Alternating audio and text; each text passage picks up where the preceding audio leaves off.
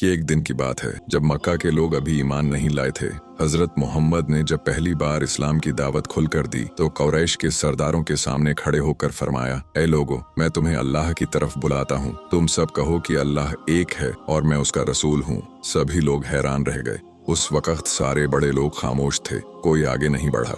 लेकिन एक कम उम्र का लड़का हजरत अली आगे बढ़े और पूरे यकीन के साथ कहा, या रसूल अल्लाह, मैं आपकी बात मानता हूँ, मैं आप पर ईमान लाता हूँ। हजरत मोहम्मद मुस्कुरा दिए। उस समय अली की उम्र सिर्फ 10 साल थी, मगर उनके ईमान और हिम्मत ने सबको हैरान कर दिया। बाद में जब हजरत मोहम्मद को हिजरत का हुक्म मिला और कुफ्फार ने घर के बाहर तलवारें लिए पहरा दिया हुआ था, तो नबी ने हजरत अली से फरमाया कि वे रात को उनके बिस्तर पर लेट जाएं ताकि दुश्मन समझे कि रसूल अभी घर में है। हजरत अली बिना डरे फौरन तैयार हो गए। उन्होंने कहा, अगर मेरी नींद में दीन की खिदमत हो जाए तो इससे बड़ी सादत क्या होगी। वो सारी रात इत्मीनान से सोए रहे जबकि बाहर दुश्मन तलवारें लिए खड़े थे।